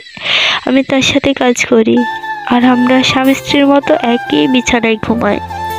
স্বপ্নাকে আর কোনো কিছু বলতে দেয় না রোহান, বুঝে গিয়েছে তাই স্বপ্নাকে শুয়ে দেয়। তারপর প্রিন্সিপাল যেভাবে স্বপ্নাকে প্রতি রাতে ভোগ করে ঠিক একইভাবে রোহানও ও স্বপ্নকে ভোগ করতে থাকে। দীর্ঘ টানা 40 মিনিট স্বপ্নার সাথে শারীরিক সম্পর্ক করে রোহান, প্রায় আধমরা করে ফেলেছে স্বপ্নাকে। তারপর কি যেন একটা ভেবে হাসি দেয়, তারপর ওই অবস্থায় স্বপ্নাকে ওখানে ফেলে রেখে রোহান নিচে যায়, তারপর পায়ের উপর পা দিয়ে বসে পড়ে রোহান। প্রিন্সিপাল বুঝে নিয়েছে এতক্ষণ রোহান উপরে কি করছিল। প্রিন্সিপাল কোনো কিছু বলছে না, শুধু থরথর করে কাঁপছে আর ঘামছে। এবার রোহান বলে ওঠে, তুই একজন প্রিন্সিপাল, ভার্সিটির শিক্ষক হয়ে তুই যেসব কর্মকাণ্ড করছিস তাতে তোর মৃত্যুটাই প্রাপ্য। এবার সত্যি সত্যি বল, তোর কি শাস্তি হওয়া দরকার এবং তোর পেছনে আসল মাথাটাকে? প্রিন্সিপাল কোনো কিছু বলছে না, শুধু থরথর করে কাঁপছে। বেশ কিছু সময় পর এভাবে নীরবতায় কেটে যায়। নীরবতা ভেঙে এবার প্রিন্সিপাল মৃদু গলায় বলে ওঠে, আসলে আমি এই বাড়িতে একাই থাকি, দেখাশোনার মতো কেউ নেই। তেমন আমাদের পেটের ক্ষুধা আছে, তেমনি আরেকটা ক্ষুধা আছে, সেটা হলো শরীরের ক্ষুধা। এই ক্ষুধাটাকে মেটানোর জন্যই স্বপ্নকে আমি আমার সাথে রেখে দেই। প্রতিদিন তার কাছ থেকে এই ক্ষুধার যন্ত্রণা মেটানোর জন্য নিয়ন্ত্রণ করে। আর ভার্সিটি মেয়েদের কিডন্যাপ করে পাচার, ড্রাগস স্মাগলিং আমি আফজাল শিকদারের কথাই করি। প্রতিদিন সন্ধ্যায় তার বাড়িতে একটা করে ভার্সিটির মেয়েকে যে কোনো বিপদে ফেলে মেয়েটির ব্ল্যাকমেল করে তার বাড়িতে পাঠাতে হয়। আর সেই মেয়েটিকে সারা রাত ভোগ করে তারপর মেয়েটিকে হয় পাচার করে দেয়, না হয় উত্তেজনার বশে মেরে ফেলে। সকল রকম অবৈধ কাজ করে সে। এর বাইরে বা এর ভেতরে কোনো কিছুই আমি জানি না। আমি শুধু টাকার বিনিময়ে কাজ করি আর টাকার দিয়ে সুখ কিনি। প্রিন্সিপালের মুখে এই কথা শুনে রোহান সহ সাব্বির আরও তার দলের ছেলেপেলেগুলো উচ্চস্বরে হাসতে থাকে। এবার আস্তে আস্তে সাব্বির বলে ওঠে, তাই না, তুই টাকা দিয়ে মুখ কিনে নিয়েছিস? এটাই তো। যদি টাকা দিয়ে সব হতো তাহলে আজকে তোকে টাকা দিয়ে সবাই বাঁচাতে আসতো, কিন্তু আসেনি। এই টাকাই তোকে ধ্বংস করে দিল। মৃত্যুর জন্য তৈরি হ। এটা বলার পর রোহানের দিকে তাকায় সাব্বির। রোহান চোখের ইশারায় বলে দেয় শেষ করে দিতে। তারপর রোহান উপরে চলে যায়। এদিকে সাব্বির একটা ধারালো ব্লেড বের করে আস্তে করে প্রিন্সিপালের গলায় মারে এক টান। গলা দিয়ে ফিঙ্কি গড়গড় করে রক্ত পড়ছে। প্রিন্সিপালের সেখানেই মৃত্যুর স্বাদ গ্রহণ করে। উপরে গিয়ে রোহান একটা ধারালো ছুরি বের করে, তারপর স্বপ্নার সারা শরীরে চুমু খায়, ওপর থেকে নিচ পর্যন্ত প্রত্যেকটি জায়গায়। তারপর ঠোঁটে কয়েকটা কিস করে সারা শরীর স্লাইড করে। আর বেশি কিছু সময় শারীরিক সম্পর্ক করে ধারালো অস্ত্রটা নিয়ে গলার মধ্যে বসায়। অস্ত্রটা দেখে স্বপ্না চমকে যায়, চোখ দিয়ে গড়গড় করে পানি পড়ছে। কোনো কিছু বলার আগেই গরু যেভাবে জবাই করে ঠিক সেভাবেই অস্ত্রটা দিয়ে জবাই করে ফেলে স্বপ্নটাকে। ছটপট করতে করতে সেখানেই শেষ হয়ে যায়। প্রিন্সিপালের পুরো বাড়িটা তন্ন তন্ন করে খুঁজেও যত সম্পদ, টাকা, ধন সম্পদ, সোনা গহনা ছিল সব লুট করে নিয়ে চলে যায় রোহান ও তার দলবল। তারপর সে সম্পদগুলো থেকে কিছু সম্পদ তার ছেলেপেলেদের দিয়ে দেয়, আর কিছু সম্পদ নিজের মধ্যে রেখে দেয়, আরো কিছু সম্পদ গরিব দুঃখী ও অনাথ আশ্রমে বিতাড়িত করে দেয়। রাত 3টায় চুপি চুপি গাড়ির মধ্যে প্রবেশ করে রোহান, কেননা কেউ টেরই পাবে না। আর পেয়ে গেলে রোহানের খবর আছে, সে তার মাকে ভীষণ ভয় করে। শর্মিলা বেগমের ভয়ে চুপি চুপি ঘরের মধ্যে প্রবেশ করে, ভেতর থেকে দরজা আটকিয়ে দেয়, ঘুমিয়ে পড়ে। পরের দিন সকালে চারিদিকে খবর ছড়িয়ে গেছে। সাংবাদিক টিভি স্ক্রিনে একের পর এক খবর দেখাচ্ছে, পত্রিকায়, খবরের কাগজে, টেলিভিশনে একটাই খবর, একটাই নিউজ দেখাচ্ছে, সেটা হলো প্রিন্সিপালের ভয়ঙ্কর মৃত্যুর সাথে এক যুবতী নারীর। ভার্সিটিতেও যে আজকে থমকে গেছে, জিসানকে দেখা যাচ্ছে না বেশ কয়েকদিন হয়ে গেছে, আর আজকে হঠাৎ করে প্রিন্সিপালের রুমের সামনে এরকম ভয়ঙ্কর মৃত্যু ভার্সিটিতে বেশ প্রভাব ফেলেছে। এদিকে সেদিন থেকে রোহানের মধ্যে সেই রকম বীর পুরুষের উজ্জ্বল ফর্সা সিক্স প্যাক বডি দেখছে, সেখান থেকে শুধু তাকে নিয়েই স্বপ্ন দেখছে ববি। ববি রোহানের প্রেমে পড়ে গেছে, কিন্তু রোহানকে ভয় বলতে পারছে, কেননা রোহানকে যে সমালোচনা বঞ্চনা করেছে সে। দেখতে দেখতে ভার্সিটির পর্ব কেটে যায়। আজকে রাজু ভার্সিটিতে আসেনি। প্রিন্সিপালের মৃত্যুতে ভার্সিটি বন্ধ হয়ে যাওয়া হচ্ছে 2 দিন। আজকে শর্মিলা বেগমের কথায় রোহান অফিসে গিয়েছে। ফয়জাল মিয়া ছেলেকে অফিসে থেকে বেশ খুশি হয়েছে। ছেলেকে অফিসের দায়িত্ব বুঝিয়ে দিয়ে নিজের মতো করে কাজ করে অফিস টাইম শেষ করে বাসায় চলে আসে। দেখতে দেখতে 2 দিন কেটে যায়। আজকে ভার্সিটিতে সবাই উপস্থিত হয়েছে। রাজু এসেছে, গল্প করছে। ঠিক তখনই ভার্সিটির মধ্যে প্রবেশ করে 3টি কালো রঙের কার। এর মধ্যে থেকে নেমে আসে আফজাল শিকদার। আফজাল শিকদার কোনো কথা ছাড়াই প্রিন্সিপালের কেবিনে চলে যায়। আফজাল শিকদারকে কেউই বাধা দেয় না, কারণ শিকদার এখনকার ডোনার। তিনি অনেক রকম সাহায্য করেছে ভার্সিটি, তাই ওনাকে সবাই ভালো করে চেনো। ভার্সিটির নতুন প্রিন্সিপালের নিয়োগ দেওয়া হয়েছে। প্রিন্সিপালের রুমে আজ আফজাল শিকদারকে দেখতে পেয়ে রোহান রাজকে সেখানে বসতে বলে সবার চোখে অগোচরে প্রিন্সিপালের কেবিনের উদ্দেশ্যে রওনা দেয়। রোহানকে যেতে দেখে বলেই ফেলে ববি। ববির চোখ এড়াতে পারেনি রোহান। রোহান প্রিন্সিপালের কেবিনে উকি দেয়, দেখে প্রিন্সিপালের রুমে কিছু একটা খুঁজছে। আফজাল শিকদার একের পর এক ড্রয়ার খুলছে বন্ধ করছে, খুলছে বন্ধ করছে। বেশ কিছু সময় ওভাবে কেটে যায়। তারপর তার কেবিন থেকে বেরিয়ে এসে আফজাল শিকদার হোস্টেলের দিকে রওনা দেয়। হোস্টেলের একটি স্টোর রুমে দরজা খুলে প্রবেশ করে আফজাল শিকদার। তার পেছন পেছন রুমের ভিতর প্রবেশ করে গিয়ে দাঁড়ায় রোহান। আবার রোহানের পেছনে পেছন যেতে থাকে ববি। জাফর শিকদার স্টোর রুমের ভেতর গিয়ে আলমারির একটি পুরনো একটি শাড়ি আলমারির ভেতর থেকে দেখে অনেকটা সুন্দর লাগছে শাড়িটায়। এটা দেখে মুচকে একটা হাসি দেয় আফজাল শিকদার। আফজাল শিকদার যেন হাতের চাঁদ পেয়েছে এরকম তার অবস্থা। হাসতে হাসতে পকেট থেকে ফোন বের করে যখনই কাউকে কল দিতে যাবে তখনই রুমের মধ্যে কারোর উপস্থিত টের পেয়ে পেছনে ঘুরে দেখে একটি ছেলে তার সামনে দাঁড়িয়ে আছে। আফজাল শিকদার বলে ওঠে, কে তুই? আর এখানে কি করছিস? এখানে কেন এসেছিস? যা ভাগ, নিজের কাজে যা। এই বলে আবারও আফজাল শিকদার তার প্রয়োজনীয় জিনিসটা খুঁজতে থাকে। রোহান এবার ভেতর থেকে দরজা বন্ধ করে দেয়। দরজা বন্ধ করার শব্দ শুনতে পেয়ে আফজাল পেছনে ঘুরে দেখে আর বলে ওঠে, কিরে, তুই এখন এখান থেকে যাসনি? মরার পাখনা গজিয়েছে নাকি? নিজের জীবন যদি বাঁচাতে চাস তাহলে এখান থেকে এখনই কেটে পড়। রোহান আফজাল শিকদারের কথা একটা মুচকি হাসি দেয়। তার প্রশ্নের কোনো উত্তর দেয় না। ধীর পায়ে হাঁটতে থাকে তার দিকে। এক পর্যায়ে আফজাল শিকদারের সামনে গিয়ে দাঁড়ায় রোহান। অন্যদিকে ছবি দেওয়ানাকে ফলো করতে করতে চলে আসে প্রিন্সিপালের কেবিনের সামনে। জানলার ভেতর দিয়ে উকি দিয়ে দেখতে পায় ভেতরে আফজাল শিকদার আর রোহান শিকদার কিছু একটা খুঁজছিল। রোহান দাঁড়িয়ে আছে। এবার সোহান বলে ওঠে, কিরে, প্রিন্সিপালের রুমে তুই কি করছিস? কিছু খুঁজতে এসেছিস বুঝি? কিন্তু পাবি না তো খুঁজে, তার আগে গায়েব করে দিয়েছি।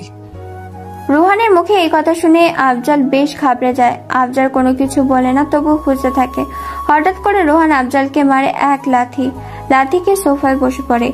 আফজাল তার কোমর থেকে AK-47 সাইলেন্সার বন্দুকটা বের করে থরথর।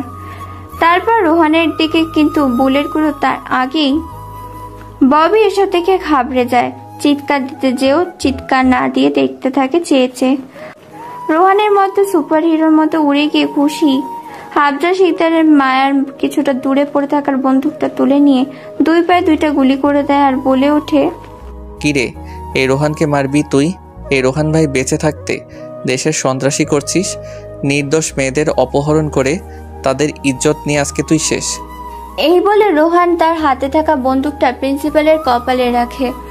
তারপর বন্দুকটা থাকা বুলেট আরো 4টে বুলেট দিয়ে আফজাল শিকদারের কপালে কপাল ভেদ করে মাথা দিয়ে বেরিয়ে গেছে বন্দুকের খুলিগুলো।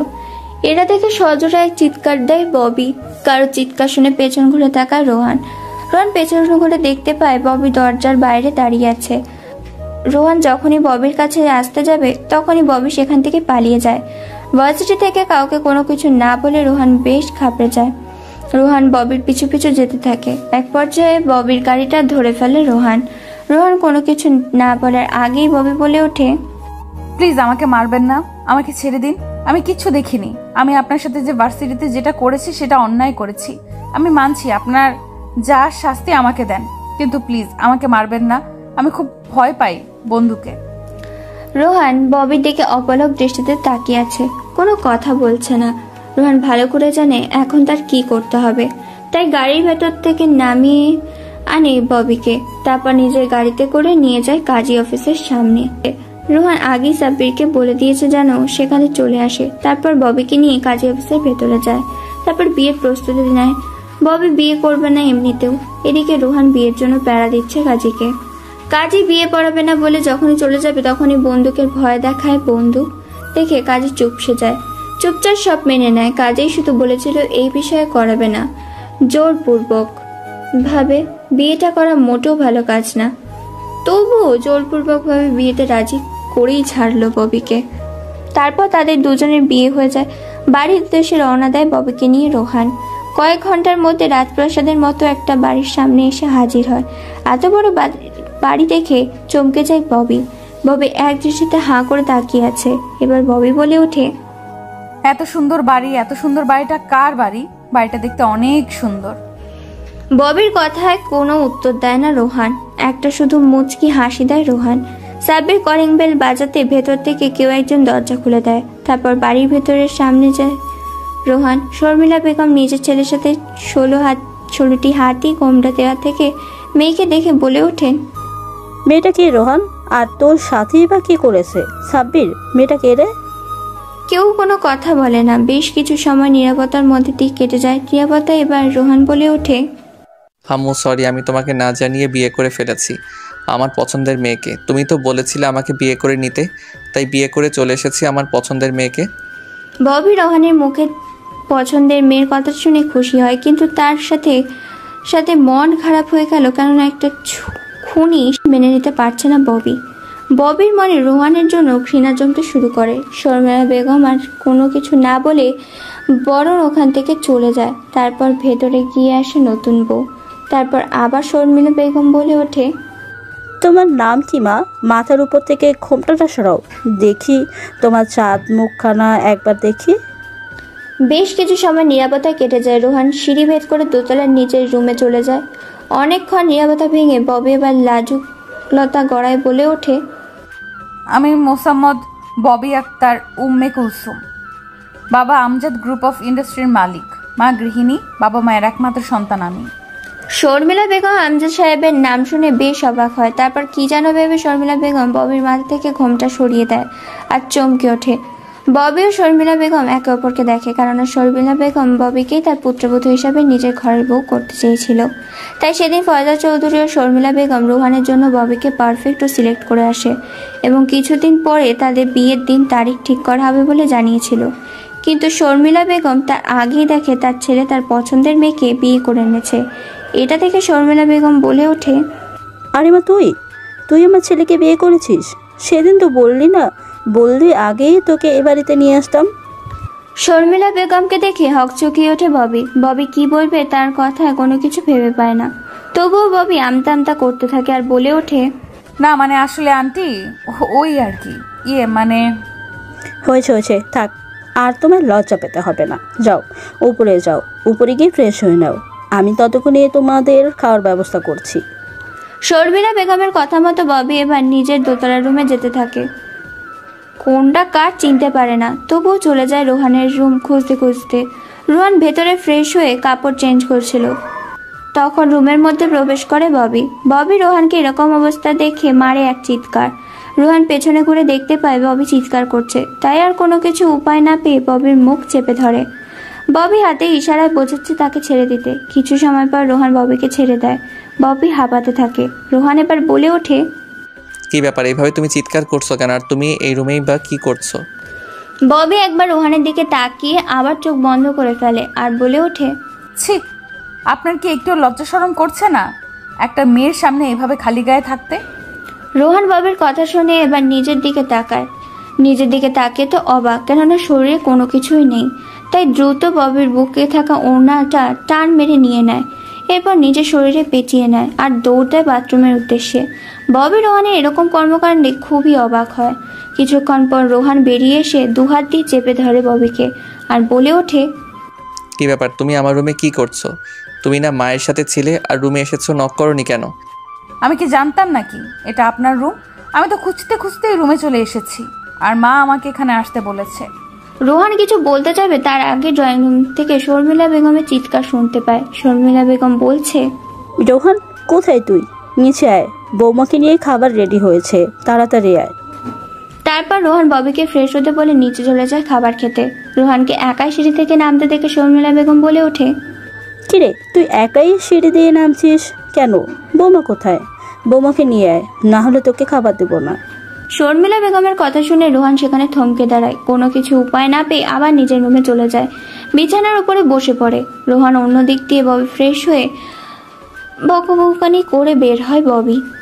রোহান বিছানায় বসে ফোন টিপছিল, কারো উপস্থিতি টের পেয়ে রোহান সেদিকে তাকায়। ববি রোহানকে দেখে চিৎকার দিতে যাবে তার আগেই রোহান ববির মুখ চেপে ধরে। কিছু সময় নীরবতা কেটে যায়। নীরবতা ভেঙে এবার রোহান বলে ওঠে, কি ব্যাপার, এভাবে গরুর মতো চিৎকার দিতে যাচ্ছিলে কেন? এই বাড়িতে থাকলে যখন তখন চিৎকার দিতে পারবে না। আপনি এই রুমে কি করছেন? আপনি না নিচে গিয়েছিলেন, তাহলে এইখানে কি করছেন? আমি এখন কাপড় চেঞ্জ করব, আপনি বের হন, আমি সব দেখে নিয়েছি। ও হ্যালো, এটা আমার রুম, আমি যখন ইচ্ছে তখন আসবো। আর আমি নিচে গিয়েছিলাম, আম্মু আমাকে পাঠিয়েছে। তোমাকে না নিয়ে গেলে আমাকে খাবার দেবে না, তাই। কিন্তু আমি এখন কি করব? আমি তো কোনো কাপড় নিয়ে আসিনি, এখন কি করি? আচ্ছা দাঁড়াও, আমি একটা মায়ের শাড়ি নিয়ে আসি, সেটা পরিও। কিন্তু আমি তো শাড়ি পরতে জানি না, আমি শাড়ি পরবো না, কারণ আমি শাড়ি সামলাতে পারি না। একবার যদি আমার শাড়িটা খুলে যায় তো? রোহান আর কোনো কথা বলে না, রাগী একটা লুক নিয়ে চলে যায় শর্মিলা বেগমের একটা শাড়ি আনতে। শর্মিলা বেগমের শাড়িটা নিয়ে এসে রোহান বিছানার উপর রাখে।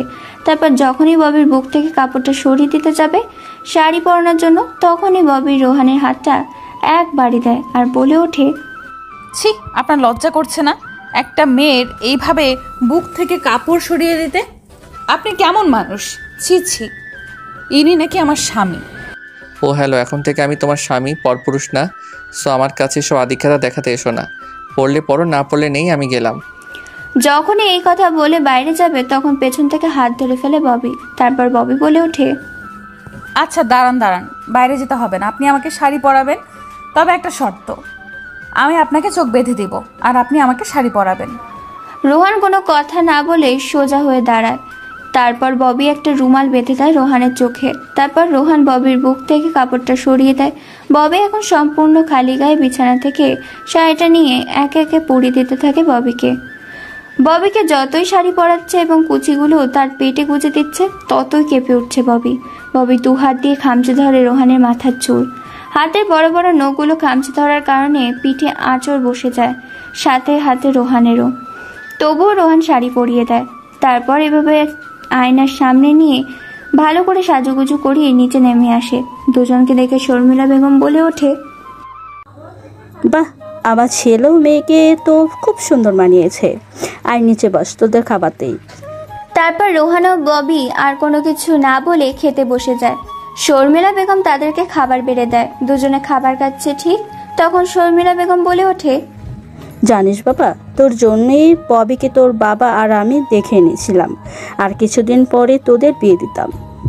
কথাটা শুনে আবার খাবার গলায় আটকে যায় রোহানের। ববি পানির গ্লাসটা এগিয়ে দেয়। রোহান পানি খেয়ে নেয়। কোনো কিছু না বলে খাবার খেয়ে বেরিয়ে পড়ে। তার পিছু পিছু চলে যায়। শর্মিলা বেগমকে সালাম করে রোহান বলে ওঠে, দেখো, ভার্সিটিতে যেন কেউ জানতে না পারে তুমি আমার স্ত্রী। আর যদি এই কথাটি কেউ জানে তাহলে তোমার হাল বেহাল করে দেব। জানো তো আমার আসল পরিচয়। ববি কোনো কথা বলে না। তারপর গাড়ি নিয়ে ভার্সিটির উদ্দেশ্যে রওনা দেয়। কিছুক্ষণের মধ্যে ভার্সিটিতে এসে পৌঁছে যায় তারা। ভার্সিটির মাঠে এত দামি কার এসেছে থেকে সবাই সেদিকে তাকিয়ে আছে এক দৃষ্টিতে। গাড়ির ভেতর থেকে সর্বপ্রথম নামে ববি কোনো দিকে না তাকিয়ে চলে যায় তার বন্ধুদের কাছে। তারপর গাড়ি থেকে সামনের দিকে জানলা খুলে সর্বপ্রথম পা ফেলে একজন। উঁচু চাহনিতে তাকিয়ে আছে সবাই। তারপর একটা হাত বের করে হাতে বেশ দামি ঘড়ি, তারপর হিরোদের স্টাইলে বের হয়ে আসে গাড়ির ভেতর থেকে। সবাই যাকে চোখে তাকে দেখে চমকে যায়, কেননা সেই খ্যাত রোহান যে কিনা ছেঁড়া প্যান্ট, ঢিলে ঢালা শার্ট, মাথায় চপচপে তেল দিয়ে আসতো ভার্সিটিতে, আর সেই ছেলে কিনা দামি গাড়িতে, তাও আবার তার সাথে আছে ববি। সবাই একটাই কথা ভাবছে, কে এই ছেলে? গাড়ি থেকে নেমে সোজা পায়ে হেঁটে চলে যায় রাজের কাছে। তাকিয়ে আছে রোহান। রাজ কথা বলার ভারসাম্য হারিয়ে ফেলেছে, তবুও আমতা আমতা কণ্ঠে বলে ওঠে, কে ভাই আপনি? আসসালামু আলাইকুম, আপনাকে চিনতে পারি নাই। রাজের মুখে এরকম কথা শুনে আস্তে করে মাথায় একটা থাপ্পড় দিয়ে বলে ওঠে রোহান, আরে শালা, আমি রোহান চিনতে পারছিস না? তোর খ্যাত বন্ধু রোহান। মানে কি বলছেন ভাই আপনি? রোহান হতে যাবেন কেন? ও তো একটু হাবাগুবা বোকা ছেলে ছিল, আর আপনি স্মার্ট হ্যান্ডসাম। আরে শালা, ওইটাই আমি। অনেক কাহিনী, চুপ থাকতো এবার। তারপর আজ আর কোনো কথা বলে না, দুজন অনেক আড্ডা দেয়। আজকে যে যার মতো আড্ডা দিয়ে ভার্সিটি থেকে বেরিয়ে যায়। গাড়িতে বসে আছে রোহান, ববি এসে গাড়িতে বসে। সবাই হাঁ করে তাকিয়ে আছে ববি ও রোহানের দিকে। কি হচ্ছে কেউ কোনো কিছুই বুঝতে পারছে না। কাউকে কোনো কিছু না বলে তারা চলে আসে বাড়িতে। বাড়িতে এসে দেখতে পায় ববির বাবা মা এসেছে। তাদের সাথে কুশল বিনিময় করে রোহান, তারপর নিজের রুমে চলে যায়। ববি তার বাবা মার সাথে কুশল বিনিময় করছে। কিছু সময় পর ওখানে নিচে নেমে এসে গল্প করে তাদের সাথে ববিও চলে যায় ফ্রেশ হতে। তারপর নিচে আছে সবাই একসাথে খাওয়া দাওয়া করে, যে যার মতো কাজে লেগে পড়ে। ববির বাবা মা তাদের নিজেদের কাজ চলে গেছে। দেখতে দেখতে রাত হয়ে যায়। রাতে ববি শুয়ে আছে নাইট ড্রেস পরে। খাটে উঠতে যাবে তখনই ববি বলে ওঠে, এই আপনি খাটে কেন? আপনি নিচে ঘুমান, খাটে একদম আসার চেষ্টা করবেন না বলে দিলাম। রোহান কোনো কথা না বলে পেছন থেকে জড়িয়ে ধরে ববিকে, তারপর মুখ চেপে ধরে ববি। তারপর দুজন ঘুমিয়ে পড়ে। পরের দিন সকালে উঠে খাওয়া দাওয়া করে প্রতিদিনের মতো ববিকে নিয়ে রোহান আজকেও ভার্সিটিতে যায়। যে যার মতো নিজের কাজে যায়। তখন রাজ বলে ওঠে, ভাই তুই বলবি তোর আসল পরিচয় কি? কে তুই? আর যে মেয়েটা তোকে দেখতে পারতো না, সে মেয়েটার সাথে একই গাড়িতে যাচ্ছিস, একই গাড়িতে আসতেছিস, ব্যাপারটা কি? তারপর একে একে সবকিছু খুলে বলে রোহান রাজকে। এভাবে কথা বলতে বলতে ভার্সিটির সময় শেষ করে চলে আসে বাড়িতে। রোহান এখানে একটা ছদ্মবেশী মাফিয়া, সেটাও বলে দিয়েছে রাজকে।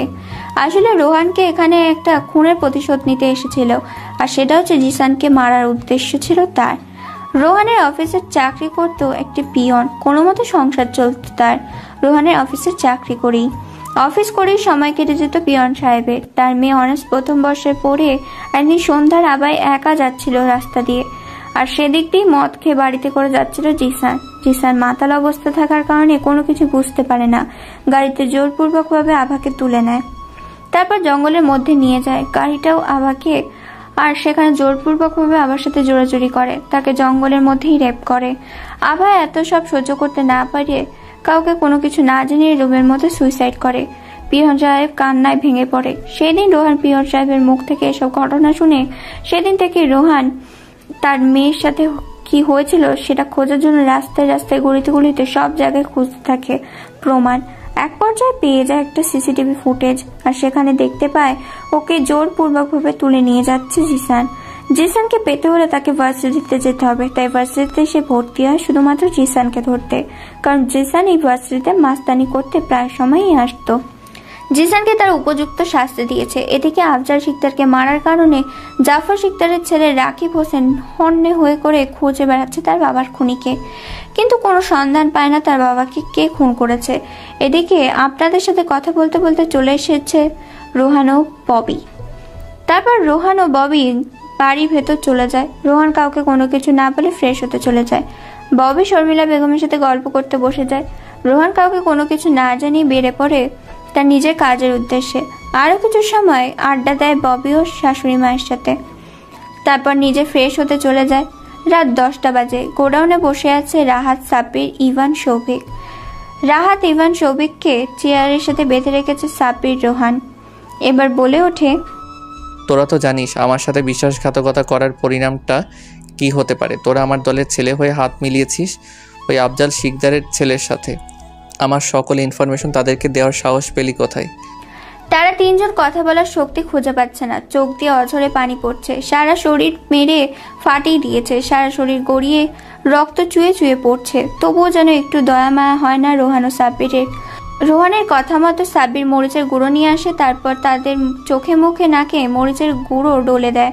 সারা শরীর জ্বলতে শুরু করেছে। অঝরে কেঁদে চলেছে তারা তিনজন। চোখ দিয়ে পানি পড়ে, কান দিয়ে শুনতে পায় কিন্তু মুখ দিয়ে কথা বলতে পারে না। চোখের পানি যত গাল বেয়ে পড়ছে তত যেন তাদের যন্ত্রণা বেড়ে চলেছে। তারপর একটা ব্লেড নিয়ে হাতের ও পায়ের শিরা কেটে দেয় তাদের তিনজনেরই। তারপর চোখগুলোতে গাছের এমন একটা রাসায়নিক পদার্থে আঠা লাগিয়ে দেয় চোখের পাতার সাথে, দ্রুত যাতে সে চোখের পাতা বন্ধ করতে না পারে। নিজের মৃত্যুটা যেন নিজের চোখের সামনে দেখতে পায়, সেজন্য পুরো মাথাটা ন্যাড়া করে দেওয়া হয়। তারপর চোখের মধ্যে আরো কিছু মরিচের গুঁড়ো ছিটে দেওয়া হয়। চোখগুলো লাল টকটকে হয়ে গেছে, আবছা আবছা কিছু দেখতে পাচ্ছে। কান দিয়ে রক্ত বের হতে শুরু করেছে, নাক দিয়ে রক্ত বের হচ্ছে। তারপর একটা ছুরি নিয়ে গলার মধ্যে ক্যাঁচ ক্যাঁচ করে বেশ কয়েকবার পোঁচ মারে। তিনজন নিমিষেই সেখানে মৃত্যুর স্বাদ গ্রহণ করে। সাব্বিরকে সবকিছু পরিষ্কার করে এবং লাশগুলোকে গায়েব করে দিতে বলে। রাত 1টায় বাসায় ফেরে রোহান। সবাই ঘুমিয়ে গেছে। চুপি চুপি রোহান তার নিজের রুমে যায়। রুমে যেতেই চমকে ওঠে রোহান, কারণ এখনো ববি ঘুমায়নি। রোহানের সাদা শার্টে যেখানে সেখানে রক্তের ফোঁটা দেখা যাচ্ছে, তা দেখে ববি বলে ওঠে, এ কি, তুমি কোথা থেকে আসছো? আর তোমার শরীরের রক্ত কেন? কি হয়েছে বলো, না হলে আমি এক্ষুনি আব্বু আম্মুকে ডাক দিব। রোহানের এ কথা শুনে বেশ রেগে যায়। এমনিতে মন মেজাজ খারাপ, তার উপর এ ধরনের হুমকি মেজাজটা মুড়োই খারাপ করে দিয়েছে। রোহান কোনো কিছু না বলে ধীর গতিতে এগোতে থাকে। ববি পেছাতে পেছাতে এক পর্যায়ে বিছানার উপর পড়ে যায়। রোহান দ্রুত ববিকে খাটের সাথে চেপে ধরে, সরাসরি চুমু খেতে থাকে। সব কাপড় ছিঁড়ে ফেলে। তারপর সারা শরীরে পাগলের মতো স্লাইডও চুমু খেতে থাকে। যেখানে সেখানে কামড় দিয়েছে, সাথে খামচে ধরে আছে। পাগলের মতো তার শরীরটাকে ভোগ করতে থাকে রোহান। ববি বাধা দিলেও রোহান নাছোড়বান্দা, ছাড়ার কোনো নামগন্ধই নেই। সারা শরীরে বিচরণ করতে থাকে রোহান। দেখতে দেখতে দুজন যে কখন ঘুমিয়ে গেছে খেয়াল নেই। ঘুম থেকে উঠে সকালে উঠে ববি তার শরীরে কোনো কিছুই নেই, তার উপর শুয়ে আছে রোহান। রোহানকে দেখে মেজাজটা পুরো খারাপ হয়ে যায়। রাতের কথা মনে পড়লে রোহানকে খুন করতে ইচ্ছা করে ববির। ববি উঠতে যাবে তখনই ঘুম ভেঙে যায় রোহানের। রোহান একবার চোখ কচলাতে কচলাতে তাকায় ববির দিকে, আবার ঘুমিয়ে পড়ে। হঠাৎ তার মনে পড়ে সে কি দেখেছে, তাই আবার ভালো করে তাকিয়ে সে আরেকটা টাসকি খায় আর বলে ওঠে, এ কি, তোমার এরকম অবস্থা কেন? শালা লুচ্চা বেটা, সবকিছু লুটে পুটে চেটে পুটে খেয়ে এখন বলছে আমার এই অবস্থা কেন? শালা হারামি কোথাকার। রোহান ববির মুখে এই কথা শুনে আহাম্মকের মতো তাকিয়ে আছে ববির দিকে নয়ন ভরা দুটি চোখ নিয়ে। তারপর কি যেন মনে করে নিজের দিকে তাকায় রোহান। নিজের দিকে তাকিয়ে সে তো অবাক। সারা শরীরে কি অবস্থা হয়েছে, নিজেকে দেখে নিজেই চিনতে পারছে না। দেয় এক চিৎকার, কেননা সারা শরীরে লিপস্টিকের দাগ আর আঁচড়ের দাগ। সায়রা বেগম বাইরে থেকে চিৎকার শুনে ডাকতে থাকে। কোনো কিছু হয়নি বলে পাঠিয়ে দেয় রোহান। বলে ওঠে, দেখো, আমার অনুমতি ছাড়া তোমার এসব করা উচিত হয়নি আমার সাথে। তুমি কাজটা মোটেও ভালো করনি। কি কইলি তুই? কাল রাতে তোর সাথে আমি ওসব করেছি না তুই করেছিস? দাঁড়া, যেহেতু আমি করেছিলাম তাহলে এবার তোকে বোঝাচ্ছি কি করে। রোহানকে আর কোনো কিছু বলতে না দিয়ে আবার খাটে ফেলে দেয় ববি। এবার ববি সারা শরীরে কামড়ের সাথে চুমু দিতে থাকে, ধীরে ধীরে নিচে নামতে থাকে। এবার নিজেই ভালোবাসার চাদরে হারিয়ে যায় ববি। বেশ কিছু সময় এভাবে কেটে যায়। তারপর ববি একটা রাগী লুক দিয়ে ফ্রেশ হতে চলে যায়। রোহান ববির কাজে একেবারে হতবাক দৃষ্টিতে তাকিয়ে আছে। ববি ফ্রেশ হয়ে নিচে চলে যায়। রোহানও ফ্রেশ হতে চলে যায়। তারপর খাওয়া দাওয়া করে রোহান অফিসের উদ্দেশ্যে চলে যায়। অফিসে গিয়ে রোহান সাব্বিরকে ডাক দেয় আর বলে ওঠে, দেখো, আজ থেকে তুই আমার গ্যাংয়ের লিডার। তুই পুরো গ্যাংটাকে কন্ট্রোল করবি। যেখানে অন্যায় দেখবি সেখানে ঝাঁপিয়ে পড়বি, আর আমার ফুল সাপোর্ট পাবি। ওকে ভাই, ঠিক আছে। রোহান সাব্বিরকে সবকিছু বুঝিয়ে দেয়। দেখতে দেখতে অফিস টাইম শেষ করে বাসায় চলে আসে। সবাই মিলে খাওয়া দাওয়া করে যে যার রুমে চলে যায়। আজকে রোহান ববির জন্য একটা গিফট নিয়ে এসেছে, নতুন করে প্রপোজ করবে বলে। দেখতে দেখতে রাত 12টা বেজে যায়। বাড়ির পুরো ছাদটাকে নিজের মতো করে সাজিয়েছে লাল নীল মরিচ বাতি দিয়ে। পুরো আকাশটাতে আজকে চাঁদ উঠেছে, যেন চাঁদের মেলায় সাথে তারার মেলা বসেছে। 12:30 বেজে গেছে। কোলে করে নিয়ে আসে ববিকে। 12:49 ঝাঁকিয়ে ঘুম ভেঙে যায় ববির। নিজেকে খোলা আকাশের নিচে আবিষ্কার করে চমকে ওঠে। চারিদিকে তাকাতেই হঠাৎ করে তার সামনে হ্যাপি বার্থডে লেখার সাথে লাল নীল বেগুনি হলুদ সবুজ কিছু বেলুনের মাঝে আকাশে উড়িয়ে দেয় লেখাটা। সেখানে লেখা আছে happy birthday my dear Bobby darling. তারপর হাঁটু গেড়ে রোহান বলে ওঠে, many many happy Returns of the day my dear sweet বউ। তোমার আগামী দিনগুলো খুব সুন্দর কাটুক, সুখে দুঃখে সবসময় তোমার পাশে থাকবো এবং তোমার দুঃখটাকে নিজের সাথে ভাগ করে নিব।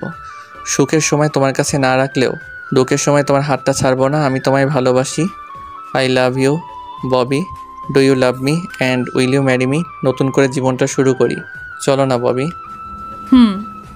ববিকে কোলে করে সারা ছাদ ঘোরাতে থাকে রোহান। তারপর দুজনে কেক কেটে অনেক আনন্দ করে ধীরে ধীরে খোলা আকাশের নিচে ভালোবাসার চাদরে হারিয়ে যেতে থাকে। থাকুক না তারা তাদের মতো, আমরা না হয় অপেক্ষা করি পরবর্তী নতুন গল্প আসা অবধি। গল্পটি ভালো লাগলে চ্যানেলটিকে সাবস্ক্রাইব করে পাশে থাকবেন এবং ভিডিওগুলো শেয়ার করবেন। ততক্ষণ অবধি সুস্থ থাকুন, ভালো থাকুন এবং আমাদের সাথেই থাকুন।